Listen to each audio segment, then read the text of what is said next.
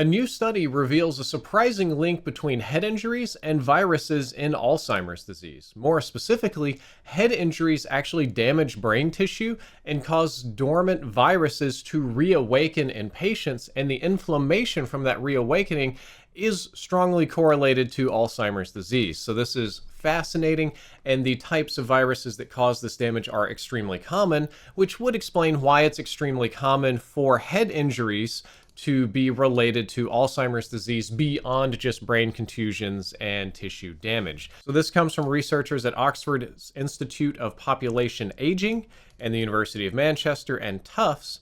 And they found that head injuries, such as those induced in sports and military, may reawaken dormant viruses in the brain, triggering the onset of conditions like Alzheimer's and dementia. So I'm going to try to find the viruses in particular are the herpes simplex virus, HSV1, the SOR virus, VZV, and both of these are known to play a role in Alzheimer's disease.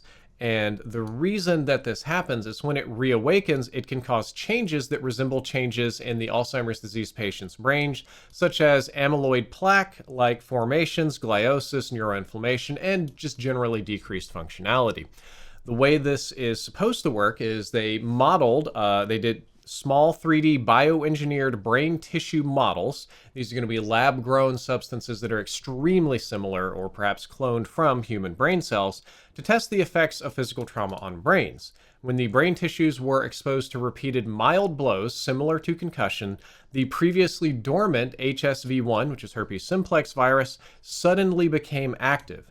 And this reactivation triggered inflammation in the brain and all of these other difficult things, tau proteins, which we've talked about here before on the channel, which can damage brain cells and impair memory. The team also discovered that blocking an inflammatory molecule, I'm not even going to try to pronounce that properly, prevented many of these harmful effects from taking place. So when you get a concussion, not only does it temporarily disrupt the blood and fluid balance in your brain and also mildly damage the tissue, but it has the potential either, I suppose, for the impact itself or at least the damage to the surrounding tissues, can reawaken long dormant viruses that have been in your body 20, 30, 40 plus years that haven't done anything. One good head injury can reawaken those and greatly magnify the effects of a concussion, contributing to Alzheimer's disease.